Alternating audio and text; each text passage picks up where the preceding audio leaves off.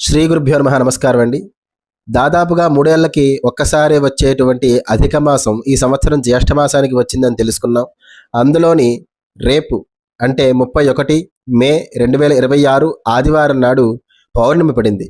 ఈ పౌర్ణమిని పెద్దలు, మహర్షులు పురుషోత్తమ పౌర్ణమి అని పిలిచారు. ఈ రోజున అద్భుతమైనటువంటి క్రతువులు చేస్తే అద్భుతమైనటువంటి ఫలితాలు, ఆధ్యాత్మిక శక్తి, అనేకమైనటువంటి పాపాలు తొలుగుట, మంచి లక్ష్మీప్రదంగా ఈ యొక్క రోజును భావిస్తున్నారు. అయితే ఈ అధిక మాసంలో కొన్ని విశేషమైనటువంటి తిథులున్నాయి. ద్వితీయ, తృతీయ, పంచమి, అష్టమి, చతుర్దశి అన్నిటిలో కంటే పౌర్ణమాస్యాం విశేషత అని చెప్పారు. కాబట్టి ఈ పౌర్ణమి నాడు చేసేటువంటి కృత్యములు, దాన ధర్మాలు అఖండ ఫలితాన్ని ఇస్తాయని సాక్షాత్తుగా మహావిష్ణువు వారు పురుషోత్తమ మహాత్మ్యంలో వివరించడం అయిందనమాట. స్కాంద పురాణంలో ఒక ప్రత్యక్ష ప్రమాణాన్ని ఇచ్చారు. ఈ యొక్క అధిక మాసంలో వచ్చినటువంటి పౌర్ణమి నాడు ఏం చెయ్యాలి అని.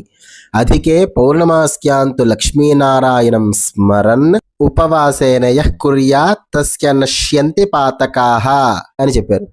ఎవరైతే ఈ అధిక మాస పౌర్ణమిలో ఉపవాసం ఉండి దాన ధర్మ కృత్యాలు చేస్తారో, లక్ష్మీనారాయణను పూజిస్తారో, వారికి ఉన్నటువంటి సమూలమైనటువంటి పాపరాశి అంతా కూడా దగ్ధం అవుతుంది. మంచి ఐశ్వర్య ప్రాప్తి లభిస్తుంది. ఏ క్రతువులు, ఏ పూజలు ఈ రోజున మనం చెయ్యాలి అవి తెలుసుకోబోతున్నాం. ముఖ్యంగా లక్ష్మీనారాయణని స్మరించమన్నారు, ఉపవాసాన్ని చేయమన్నారు. ఉపవాసం చేయగలిగితే చేయవచ్చు, లేకపోతే శక్తి లేదనుకోండి అల్పాహారమైనా తీసుకోవచ్చు. లక్ష్మీనారాయణను పూజ చేయాలి. లక్ష్మీనారాయణను నేరుగా ఆ పేరుతోనైనా పూజ చేయవచ్చు, లేదా రమా సమేత సత్యనారాయణ స్వామి వ్రతాన్ని కూడా పౌర్ణమి ఆదివారం విశేషం కాబట్టి ఆచరించవచ్చును.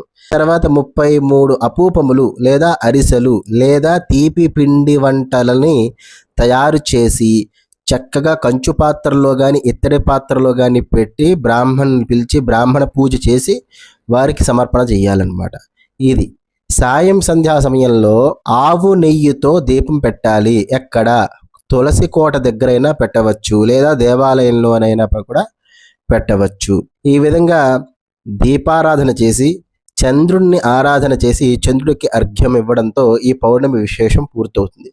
మంచి విషయాలు నలుగురితో పంచుకుంటే మంచి ఫలితం మనకే వస్తుంది కదా. అందుకని షేర్ చేయమని కోరుతున్నాం. అలాగే మన ఛానల్ ఇప్పటివరకు కూడా సబ్స్క్రైబ్ చేసుకోకపోతే సబ్స్క్రైబ్ చేసుకోండి.